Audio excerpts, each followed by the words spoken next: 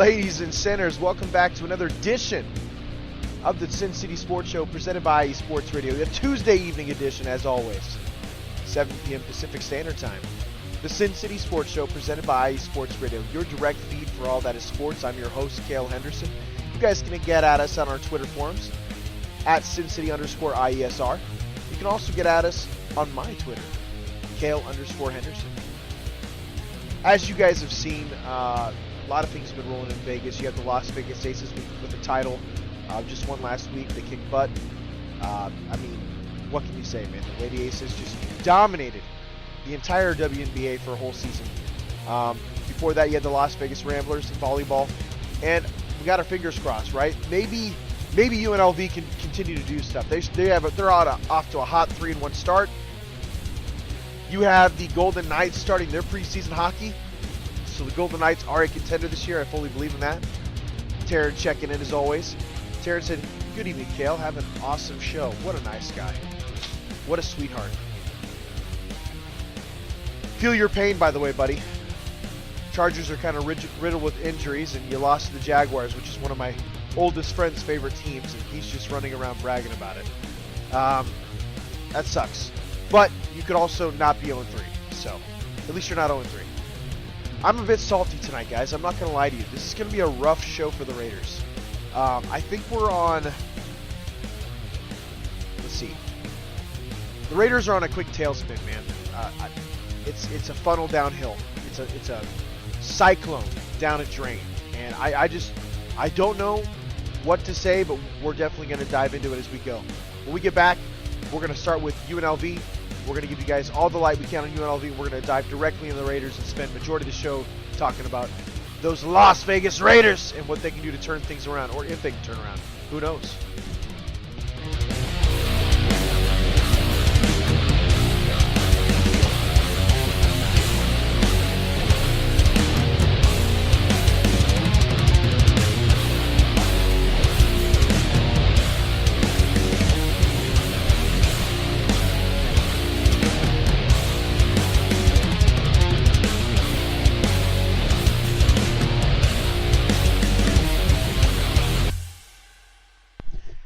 And we're back to another edition, a Tuesday evening edition of the Sin City Sports Show presented by IE Sports Radio, your direct feed for all that is sports. I'm your host, Cale Henderson, and back at it again, another Tuesday evening where we have a blast talking about Vegas sports, maybe. I don't know about this evening, guys. It's a salty day. A salty day in Lincoln, Nebraska, in my home. It's a salty start to the season for the Las Vegas Raiders. But the one positive I can tell you guys is, one, Las Vegas has multiple champs, the Ramblers in the NVA. You also have the Las Vegas Lady Aces, who won the WNBA championship. The Golden Knights are contenders this year. They're a team that I fully expect, as long as they stay healthy, should be a team that makes a playoff run. The one team that we all had high hopes for, and we'll get in more in depth in it later, the Raiders, starting the season 0-3. This is probably the calmest I will ever be about an 0-3 start to any season for a team that I represent, for a team that I analyze, for a team that I care for as a fan. And it's okay to lose, right? No, it's not okay to lose, but it's natural. Sometimes it's natural to lose, right? When you have a bad squad. This is not a bad squad. The only thing bad about the Raiders right now seems to be their offensive line and their interior defensive line, which we will address. But let's stick to positives. I'm not going to continue to run down that road. As you guys can tell, I'm bitter. It is what it is. Covering Las Vegas sports, there's going to be a lot of bitterness with the Raiders. Yeah, but there's some positives too. UNLV is off to a kick-ass start. They're 3-1 to start the college football season. Let me say it like this, guys. They beat Utah State handily.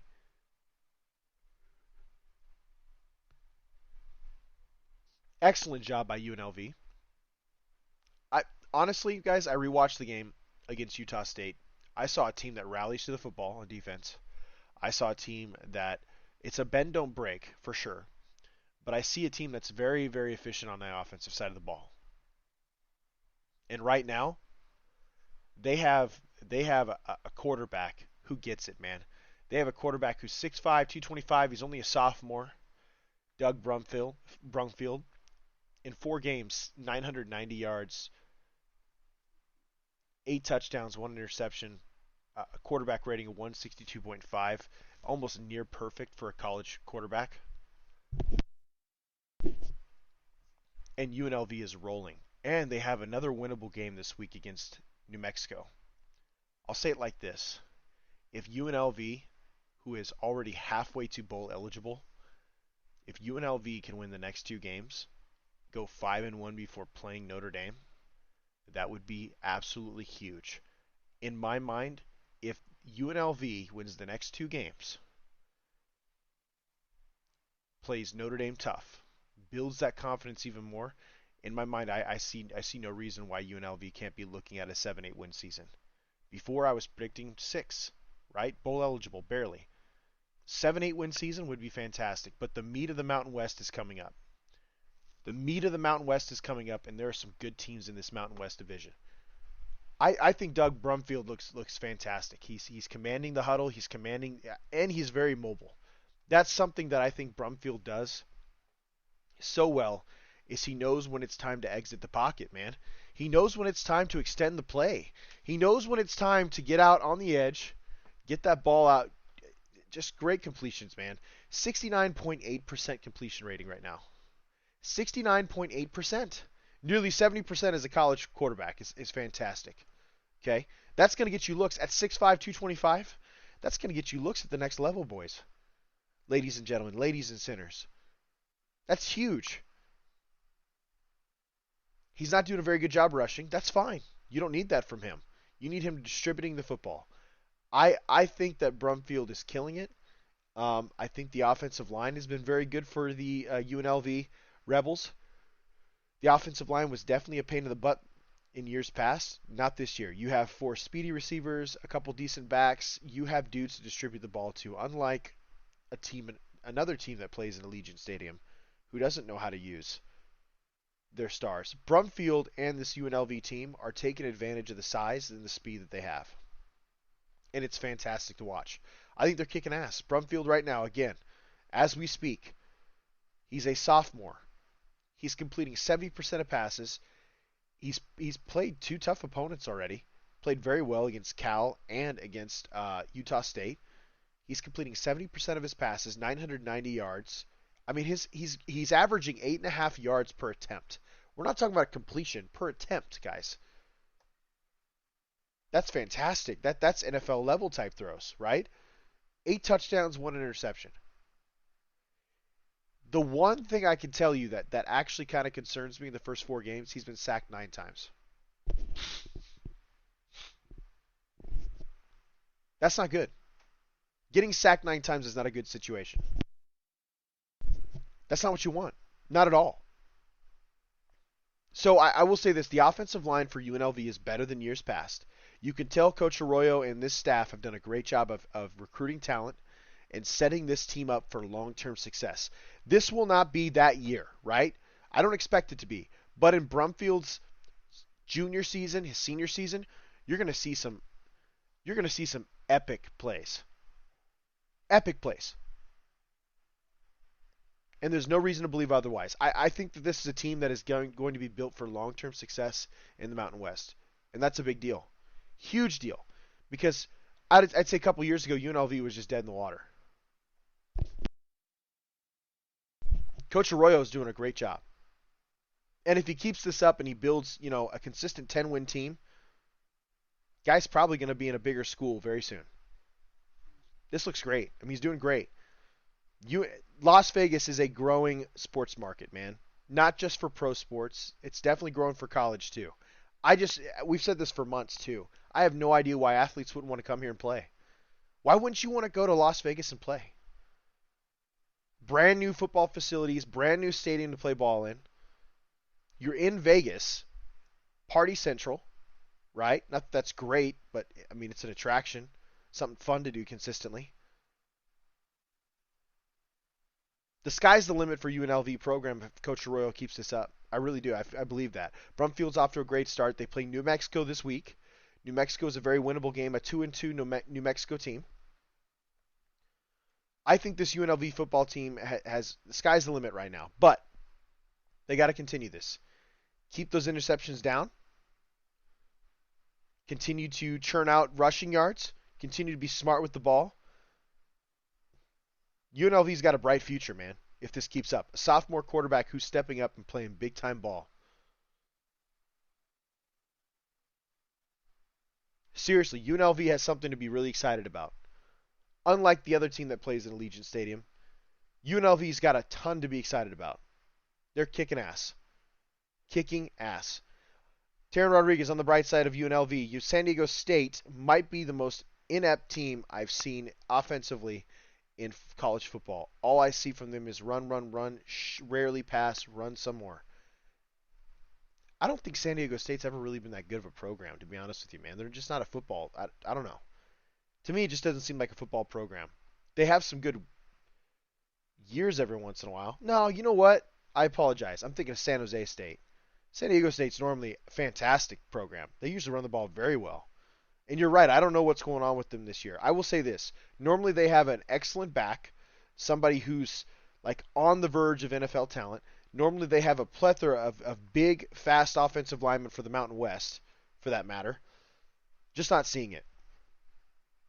Not seeing it this year. And before the season started, I figured it'd be just usual San Diego State. I have no idea what's going on with San Diego State. What I do know is that UNLV is growing. UNLV is getting better. That's all you can ask for if you're a UNLV fan. We're going to go to break. I'm going to play some of my fellow IE Sports members' tracks, promos, their cuts. We're going to do our sponsorship reading, and then we're going to go right into the Raiders, man. I don't care if it takes up majority of the show. I don't care. We might have an early show tonight out of frustration. Larry B might kick me off the airwaves tonight. But it's because we got to be real, man. We need to be real about what's going on. Adam Karnick chimes in. Good evening, Kale. Zach and I were just finishing up our post-hockey wrap-up. Yeah, I could tell, man. I couldn't get in right at 9 o'clock. That's such an Adam Karnick thing to do. But when we get back, folks, I'll continue to talk with my fellow IE Sports guys in the chat room. On top of that, we're going to dive right into our Raiders. Here on Sin City Sports, presented by IE Sports Radio, your direct feed for all that is sports. Damn! Green team! Set! Hey!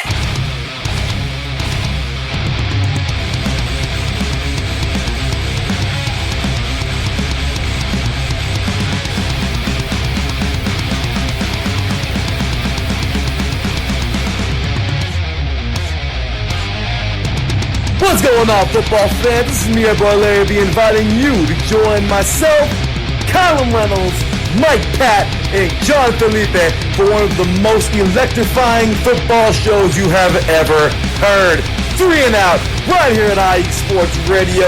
Recap of the week before, a preview of what's to come, and of course, 3 hardcore head-to-head prime-time face-offs each week. You don't want to miss it.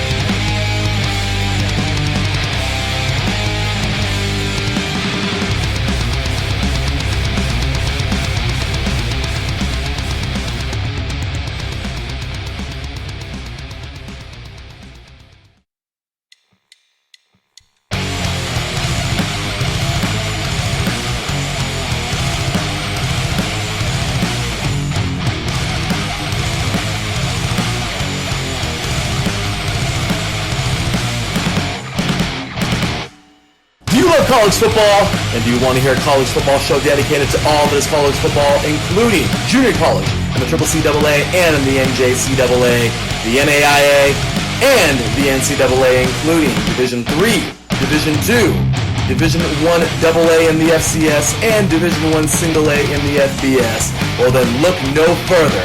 Join myself, Larry B, and my colleagues, Mr. H-Town Blake Henley, and Mr. Christian Espinoza, each week during the college football season for the latest in college football on 3 and Out College Edition, right here on IE Sports Radio, your direct feed for all that is sports.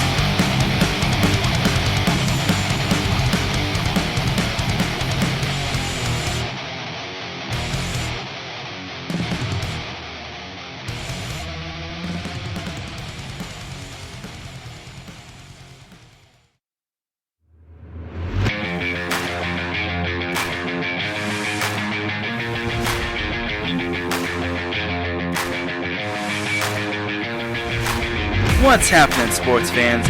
Are you a fan of Southern California sports? Are you looking for a show hotter than a hot summer day in California?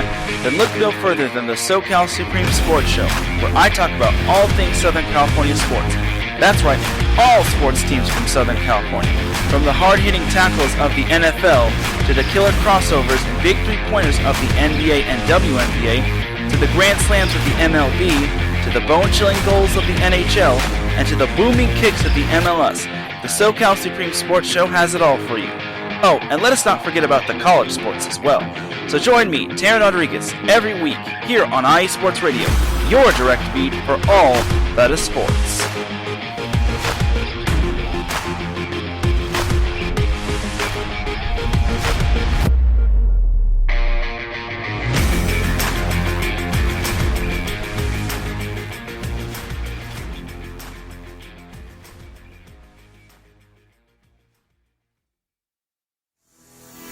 Sports fans, do you like teams that are tough, cities that are tougher, and fan bases that are passionate about their teams?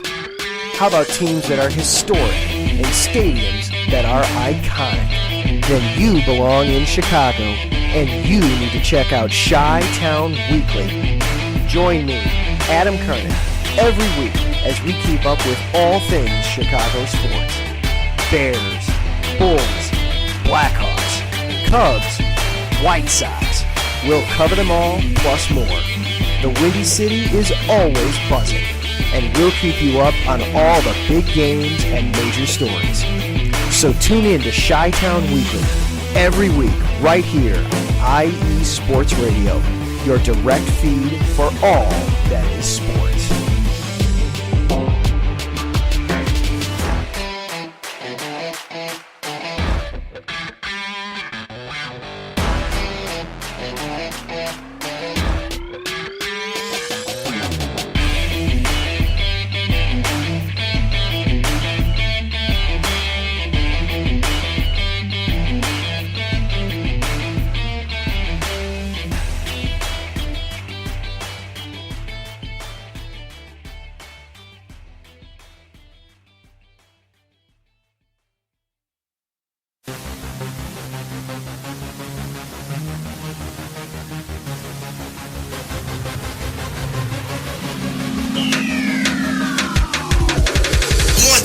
Everybody, this is Taryn Rodriguez. Are you a fan of volleyball? Are you a fan of Thunderous Spikes? Then I have the show for you, Set Point, where I cover NCAA men's and women's volleyball, high school boys and girls volleyball, beach volleyball, and even professional volleyball. Catch the action every week here on IE Sports Radio, your direct feed for all that is sports.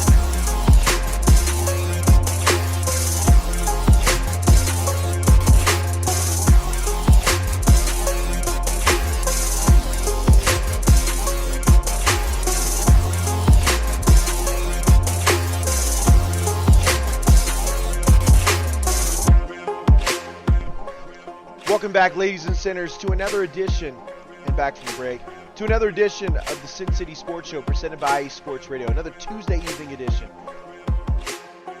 Again, of the Sin City Sports Show presented by IE Sports Radio, your direct feed for all that is sports. I'm your host, Cale Henderson. We're back at it again.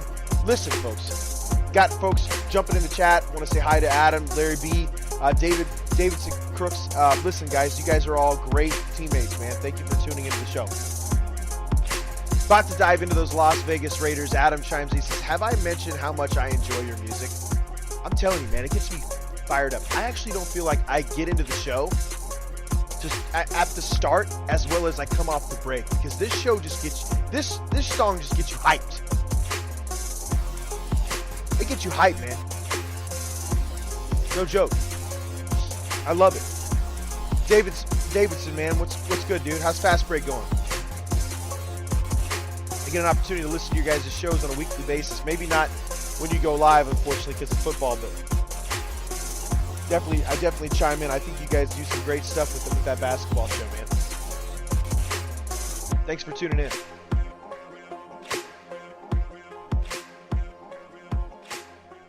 As promised, folks, we got to do some coverage on the Raiders. Listen, it's by no means a secret that the Raiders are probably the biggest disappointment in the NFL as of right now.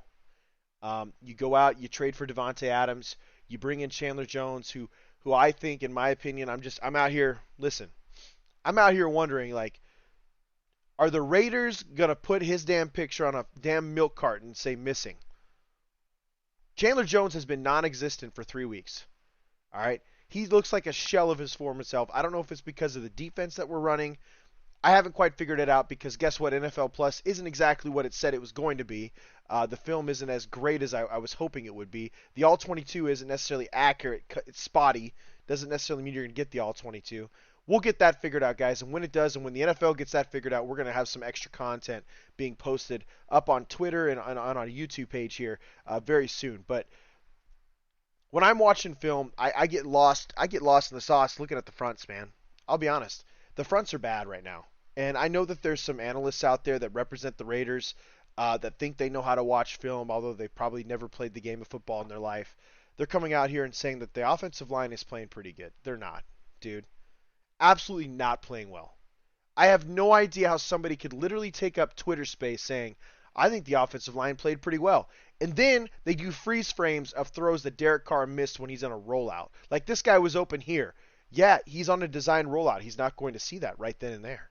Like, it's stuff like that where it just pisses me off when dudes just come out and like point out everything. If we could just pause what's happening and just tell Derek on the field, hey, Derek, this guy's going to be open here. Why don't you throw the damn ball?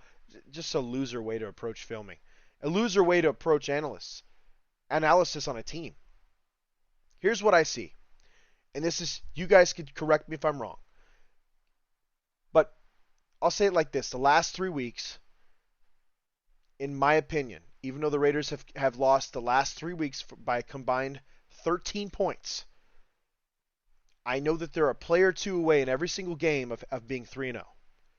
That still isn't the same, man. That means you're not finishing plays. It means you're not executing the plays that need to be executed to create the difference between winning and losing. And what that tells me is the coaching is not where it quite needs to be right now. Now, Josh McDaniels, to me, if we had a list of 3 people right now, who to blame for this debacle in Las Vegas? The easiest person to blame right now is Derek Carr, because he's not throwing the ball as well as people would hope with all the weapons he has. False. He's probably number 3. But the number one reason why the Raiders are 0-3 is Josh McDaniels. It's 100% Josh McDaniels. And it actually kind of pisses me off. I'm really kind of starting to fume here. Because when this whole thing happened, the Rich Bisaccia wasn't brought back, I had a list of like 3 or 4 guys on my Twitter, and I'm sure you guys here at IE Sports Radio who've been chatting with me over the last few months know. Josh McDaniels was nowhere on my list. Okay? So respectfully, when he was hired, yes, I got behind it. Yes, I opened my mind. Yes, I thought, you know what? Maybe this could be different. Listen, they're only 3 games in, so I'm not going to completely panic. But I am going to voice my frustration. Jim Harbaugh was the guy I really wanted the Raiders to go after. I thought he'd be a perfect fit, period. I thought he'd be great. When Jim Harbaugh didn't happen, Brian Flores was up there as well. Because in my mind, there's no way we were getting Mike Tomlin to leave the Steelers for the Raiders. The other thing in my mind was, could you go after Sean Payton? Well, Sean Payton sounded like he was very, very dead set on staying retired. Well, temporarily, or taking a break. But Sean Payton was my number one guy next to Jim Harbaugh. If you could get Sean Payton, if you can get Sean Payton, you go get Sean Payton. Period. Josh McDaniels was nowhere on my list. Honestly, I just wasn't sure, especially after the Indianapolis incident in 2018, that he was ready to be a head coach or that he wanted to be. But he was hired. Mark Davis pinpointed Dave Ziegler. Mark Davis wanted Dave Ziegler from the very beginning because he's a smart football mind. He does a great job of assembling a team. Listen, the New England Patriots a few years ago, wouldn't have been crap without Dave Ziegler's opinions, his input, and Bill Belichick has said it himself. He said Dave was a great football mind, and he was sad to see Dave go. Mark Davis targeted Dave Ziegler. Unfortunately, it seemed like this was a package deal. Part of me wonders if Mark Davis, and this is just, my opinion, obviously, this has not been reported or anything like that. My opinion is Mark Davis wanted Dave Ziegler more than he wanted Josh McDaniels. Because the Raiders just haven't had a solid GM in decades, what it feels like. Reggie McKenzie did a pretty good job with some top picks, but after that, the draft picks were horrible. But to me, Mark Davis just really wanted Dave Ziegler because of his football mind and how well he does creating a roster. And when you look at this roster, the only holes that you truly see, like the biggest need right now would be the offensive line, the interior offensive line, maybe an offensive tackle, something we've been preaching for months here now, even after the Davante Adams trade. But this guy did an excellent job of taking a roster that was playoff bound last year and making it better. And what has Josh McDaniels done with it? Telling me that they're really close and telling me that this team had 3 losses with a combined 13 points. That is just frustrating to me. I'm a football coach myself. Yes, it's at the youth level, but doesn't mean I haven't spent time playing college ball. Doesn't mean I haven't spent hours watching film. I don't just watch my youth football team's film. I watch Raiders film on a weekly basis, at least twice. I'll say it like this. Josh McDaniels has to find a better balance in his game. I don't know what happened from New England to here. I don't know if he's just trying to be different because he said it 100 times he's not Bill Belichick and he's not trying to be Bill Belichick. If being more like Bill Belichick gets you back to what you were in New England, where you were calling smart, calculated, comprehensive game plans, I'm all for it, man. And you know what? I'll say it like this. Josh McDaniels' offenses were much more productive in New England without all of these star receivers and pass catchers. They had Rob Gronkowski and a bunch of no-namers, dude. Well, except for Julian Edelman, of course. But besides that, they didn't have a true number one anywhere on that roster, yet they were like a top 10 offense every single year.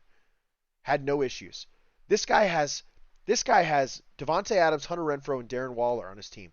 Not to mention a Josh Jacobs, which is averaging 5.2 yards per carry this season, who he's basically giving the ball to maybe a dozen times a game right now. I know that makes sense to every Raider fan listening to this right now, if there are people listening.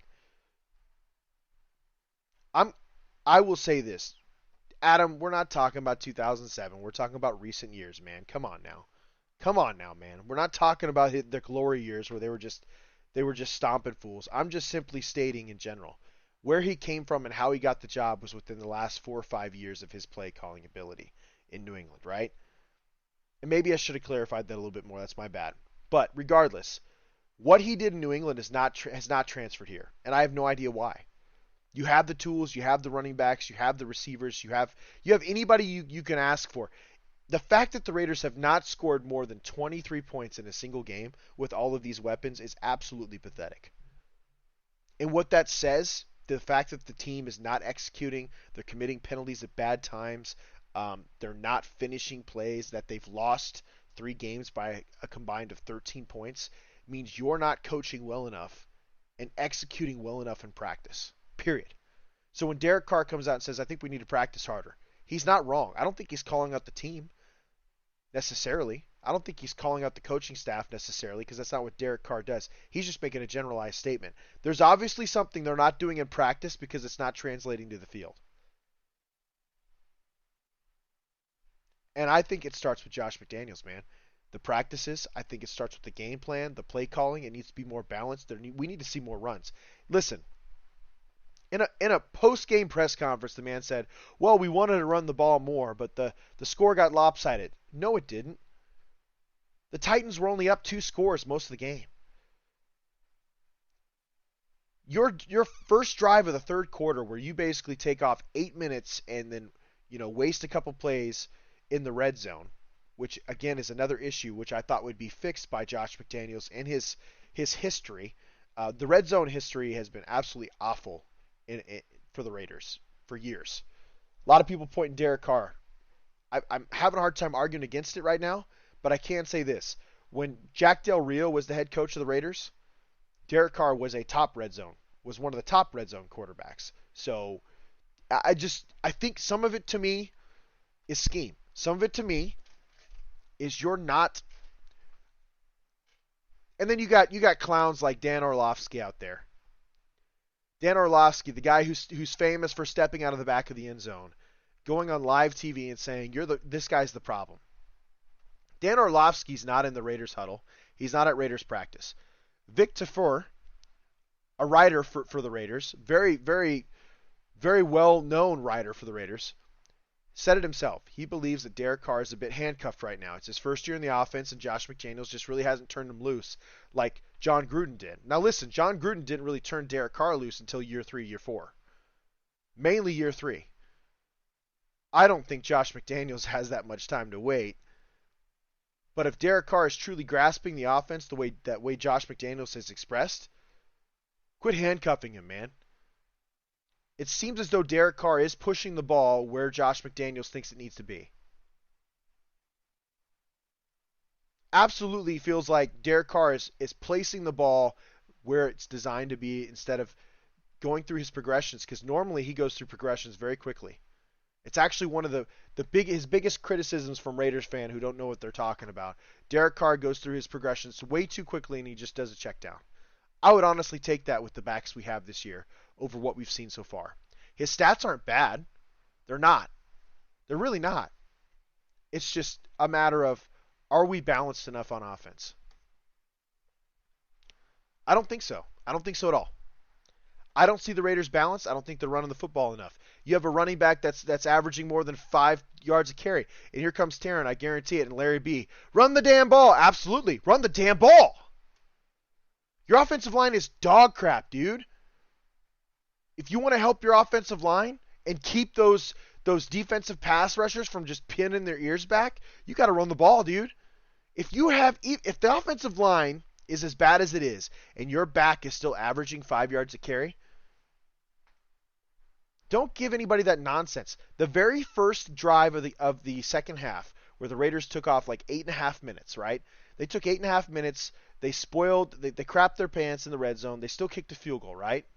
They ran the ball most of that. There was really only 2 or 3 passes thrown. They drove a 60-plus yard field to kick a field goal, and all they had to do was run the ball. Josh Jacobs was that effective. Brandon Bolden was that effective. The offensive line was doing a pretty good job of opening holes at the beginning of the second half. So let me ask this question. You just got done telling everybody in a presser that the score got lopsided, but at one point you were really only down 11 points. That's a 2-score game. You got to that 11-point deficit by kicking a field goal midway through the third. You made the Titans go 3 and out. You have plenty of time to continue running the ball, being efficient, and setting up play action pass so that you can take advantage for once this season, Josh McDaniels. All these excellent pass catchers you have. And your excuse at post-game press conference was you just felt like the score was too lopsided. You didn't have enough time. You got the ball back in the third quarter. Down 11 points. If you efficiently run the offense the way you're supposed to, especially with the short field, running the ball isn't an issue. So I don't know what it is, man. Taryn chimes in and says, oh, hell no, Darren Orlovsky's horrible. Absolutely awful. I'm so surprised that man has a big-time television job. Half the things he says, you just have Marcus Spears on screen just looking at him with a blank stare like, bruh, I can't believe you said this.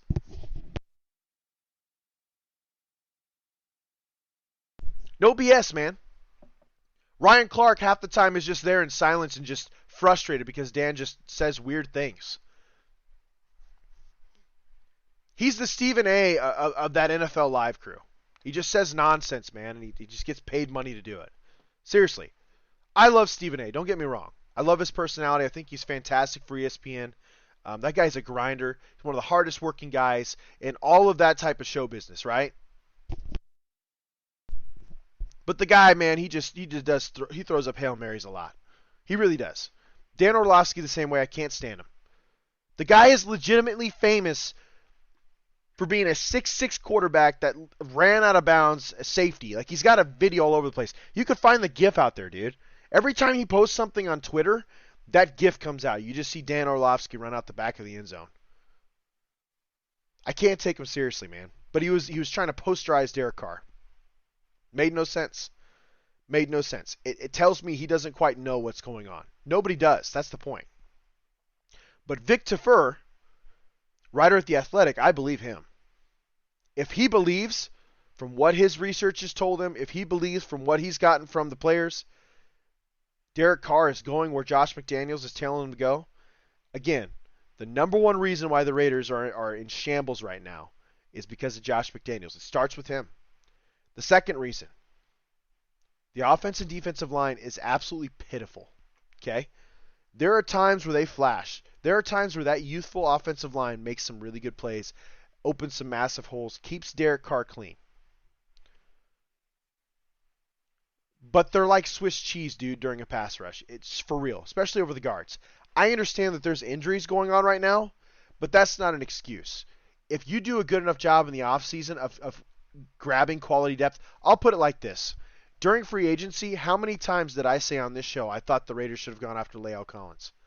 Yes, La'el Collins isn't having that great of a year in Cincinnati, but he'd still be far better than James Illuminor. 100% better.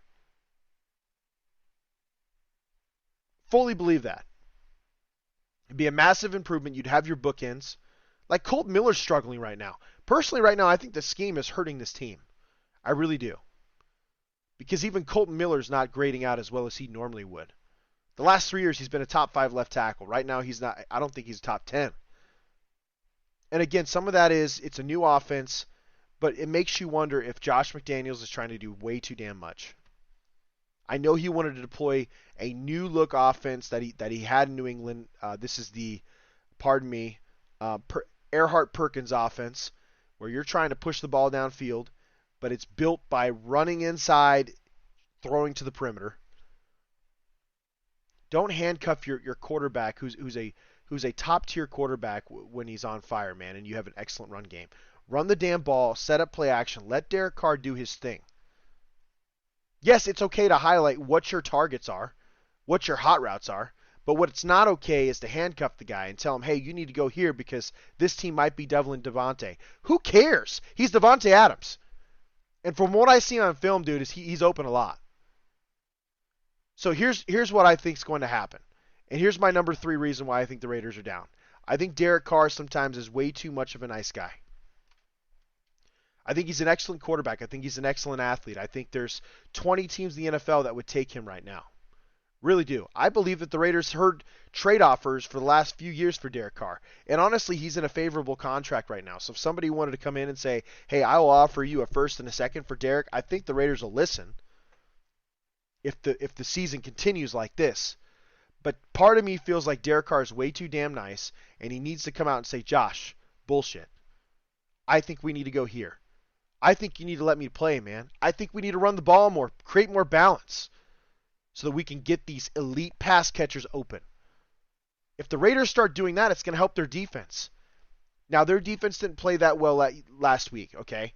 I still think the middle of the defensive line is Swiss cheese, dude. I think they're just getting pushed around. It's been like that all season. That experiment is not working. Go out and get Ndamukong Suh. Quit screwing around. Quit wasting our time. Quit wasting Raiders fans' time. Okay? For whatever reason, the Raiders are being very stubborn about how to use the remaining $10 million in cap space. Ndamukong Suh's on the market. Darrell Williams is still on the market. Sorry. Defensive tackle Ndamukong Suh, who's, I get it, 36 years old, has a higher price tag, is still on the market, is likely going to be playing better than most of your defensive tackles right now, from what I've seen. There's no way you're pushing Ndamukong Suh around, even at 36 years old. Okay? Right tackle / right guard Darrell Williams is still available on the market. Why has Dave Ziegler and Josh McDaniels not pounced on those guys? You need massive help on the interior, especially with Andre James out. And I'm going to say it like this. I've never been an Andre James fan. Did he improve last year? Yes. Did he look okay to start this season? Absolutely, but he's out with a concussion. So you're desperate, more desperate now than ever. I will say this. A bright spot on this offensive line right now is Dylan Parham. He's looked very good at center. I shouldn't say very good. He's looked good at center. Not very good. Maybe he's more of a guard in the NFL. But part of me feels like this dude could very well be the starter at center. And I've said this for months. Because Andre James is one of those guys where they've restructured his deal and they've extended him, but there's no guarantees that he comes back. None. We're at the point where we're asking for Andre James to come back. That's how desperate we are on the interior offensive line. The interior defensive line, we need those rookies, Farrell, Matthews to step up, man. I don't know how else to look at it. Those guys have to step up and play ball because the dudes that they brought in aren't getting it done. And where in the hell is Chandler Jones, man? That to me is absolutely incredible that he's just disappeared this much. There's no way that his age has finally caught up to him this badly. He's been nothing. He's been nowhere. He's consistently taking on left tackles, but he's not winning one-on-one matchups very often at all. Something's going on with Chandler Jones. It's got to be a system thing. I don't blame Patrick Graham. I think Patrick Graham's doing an excellent job. Your first couple games, you only allowed, 24 points. You only allowed 24 points, 24 to 26 points, one of the two, against a really good Chargers team that was healthy at the time. You only allowed that many points against a very good team. And you had a chance to score at the end to win. That's excellent. That means your defense did a great job. Second game, you only allowed like 20-some points. Your offense only scored 19. This week, your defense was spotty. I think the Titans said, they're soft in the middle, we're going to go after them. And it worked, especially in the first half. But when the Raiders needed it most, the defense got them the ball back a couple times in the second half. The defense, to me, is not a problem. I think Patrick Graham is doing the best with what he has. The offense right now has to be more consistent. If the Raiders want to win games, they have to control the time of possession. They haven't done that once yet this year. They're averaging, I think, 5 minutes or more less than the opponent. That's ridiculous. They're almost gaining the same amount of yards on offense as the other team, but they have the time of possession 5 minutes less a game. That means your defense is on the field way too damn long. I can't tell you exactly what Josh McDaniels can do, in my opinion, to get this right, but he has to. The Broncos are a big game this week. Taron Rodriguez is fully on it. He said, you have Josh Jacobs, use him. Absolutely. Don't be like the Chargers who ignore their running backs. I have no idea why Austin Eckler isn't getting the ball more. I can't tell you why, dude. He's an excellent player. Raiders have to win this week or the season's over. After Denver is KC. 100% agree with that, actually. I do. I think the Raiders, it wouldn't surprise me if the Raiders win by 2 scores. They're desperate. And I have no idea how Denver's winning. They lost to Seattle, and they barely beat the Texans, and they barely beat the Niners last week. Russell Wilson is a shell of himself, too. He's got a ton of pass catchers. They're not doing a damn thing on offense in Denver. What's his name? The head coach there, he's struggling. He's absolutely struggling. The field goal call, the very first game, all that stuff. It's bad.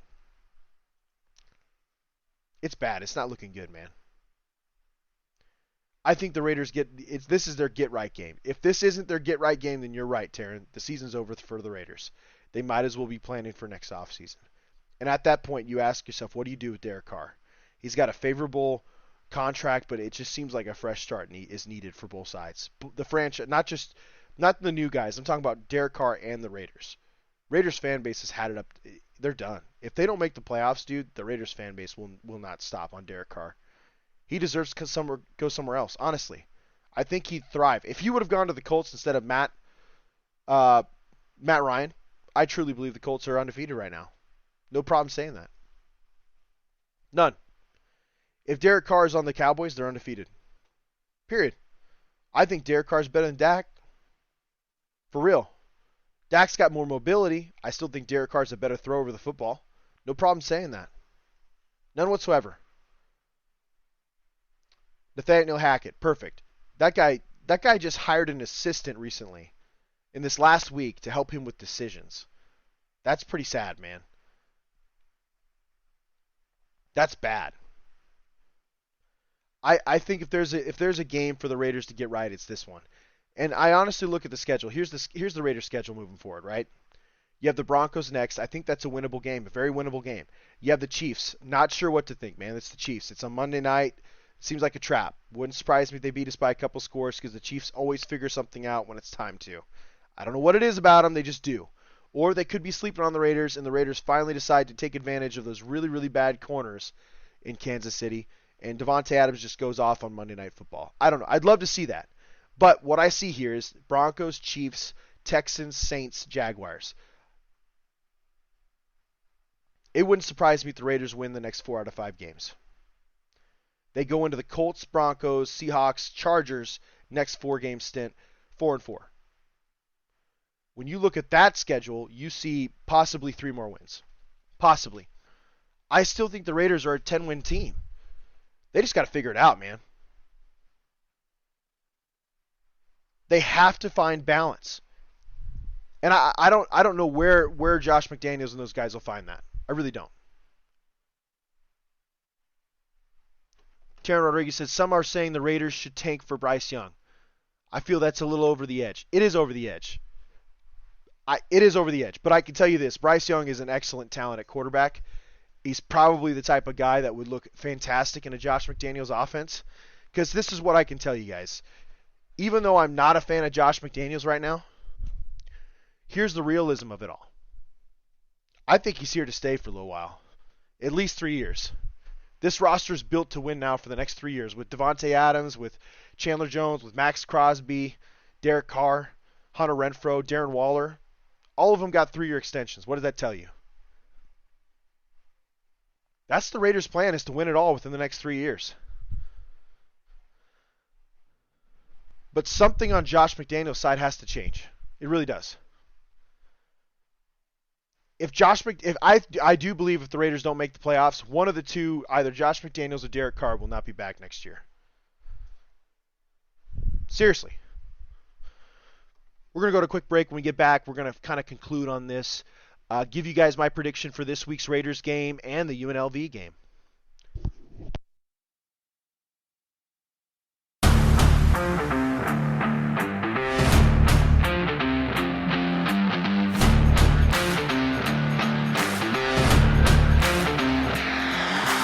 What's good, fight fans? It's your boy, Marcus Los Great, here to give you what you want, here to give you what you need. Yeah, man. Yeah. I'm coming to you live, straight from your mama's basement with a crispy, awesome white tea. We're coming to you live every Tuesday at 10 p.m. Eastern Standard Time. Powered by IE Sports Radio, your direct feed for all that is sports.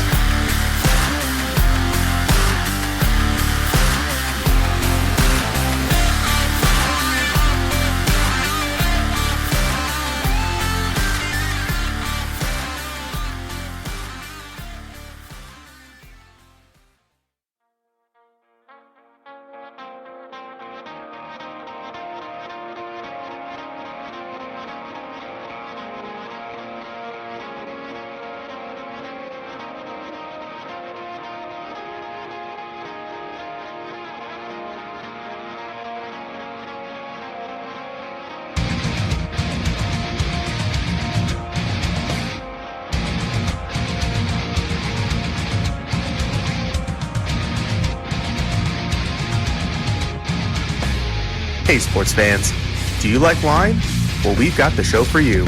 This is Let's Wine About Sports, a show where we talk about wine and sports simultaneously. From the classic Cabernet Sauvignon all the way down to the grapes that you've never even heard of before. Oh yeah, we cover it all. And we'll talk about a little bit of sports as well. Football, hockey, collegiate, women's sports, it doesn't matter.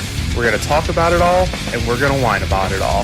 So join me Monday at 8 p.m. on IU Sports Radio, your direct feed for all that is sports.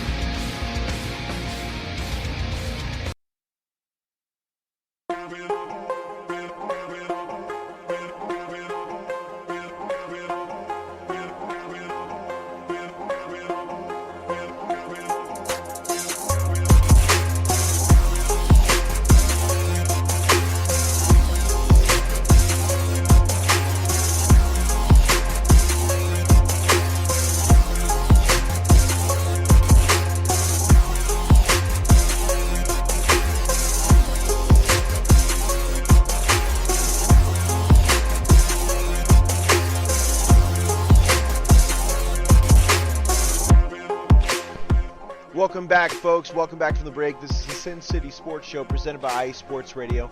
Your direct feed for all that is sports. I'm your host, Cal Henderson, and we're back at it again. You guys know how it is. You know how we work. We were just covering the UNLV Fighting Rebels football team is off to a 3-1 start. They do play an epic matchup against New Mexico, who's 2-2. I know it doesn't sound that epic, but it's kind of a big deal for UNLV.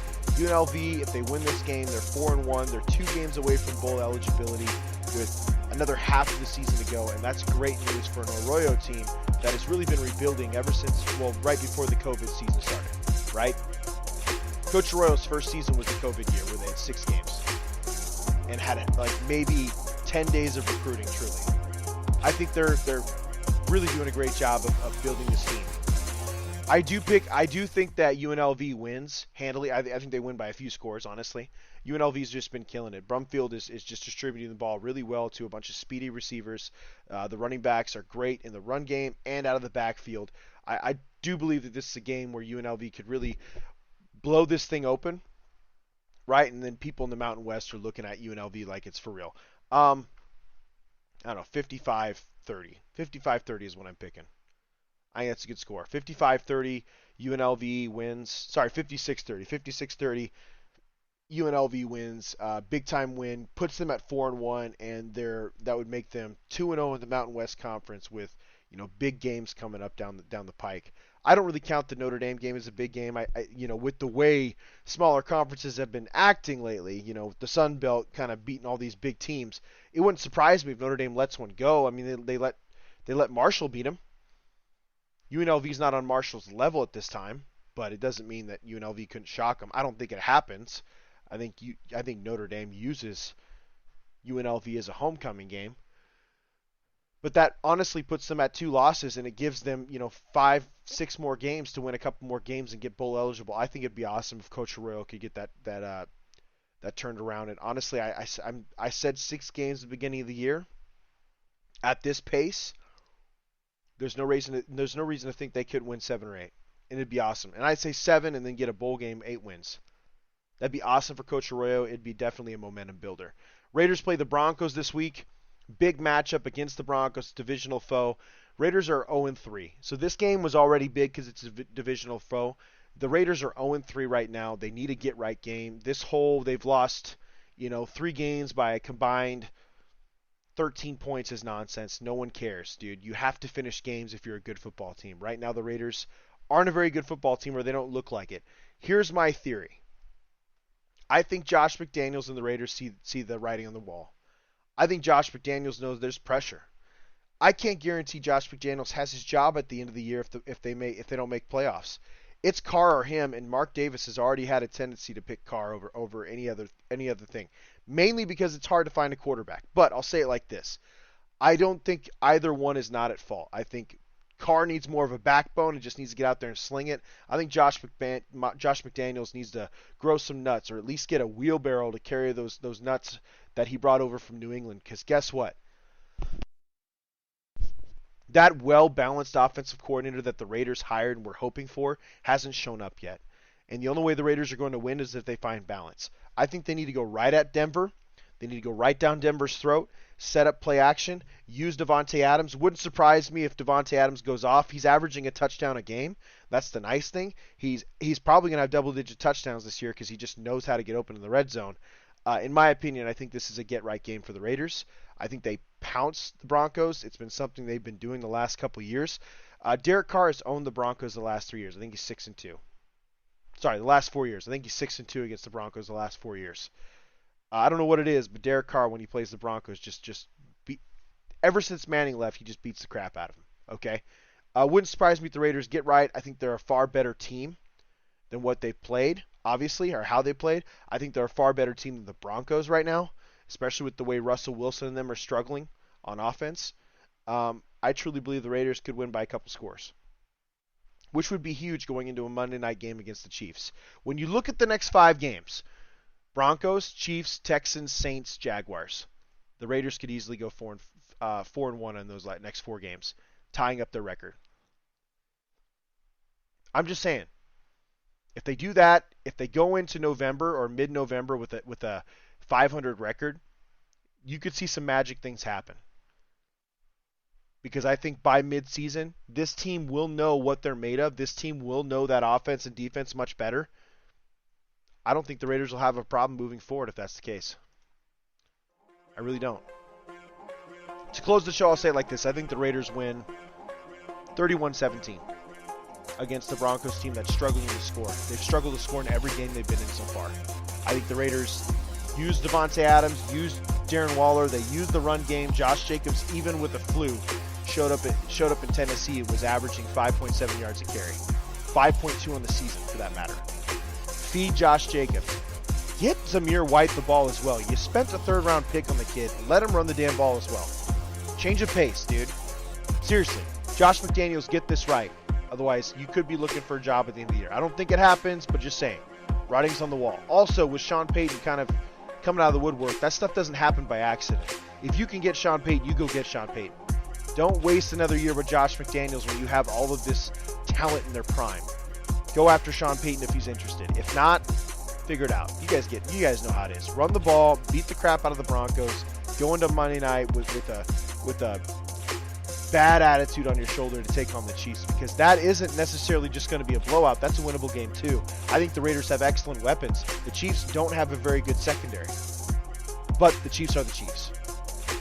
I think what happened against the Colts was an anomaly. We'll see what happens. You guys know how it is, man. If you guys are interested in our stuff, get on our Twitter forums at SinCity_IESR, where we talk about everything Las Vegas sports. Got a lot coming up here over the next year. I think it's the fastest growing market in honestly the nation when it comes to the fastest growing sports market. I'm your host, Cale Henderson. Get at me on at Cale_Henderson. This is the Sin City Sports Show. You can find us every Tuesday evening, 7 p.m. Pacific Standard Time. Oh yeah, 7 p.m. Pacific Standard Time on IE Sports Radio, your direct feed for all that is sports. And you guys know how it is. Love, peace, and hair grease.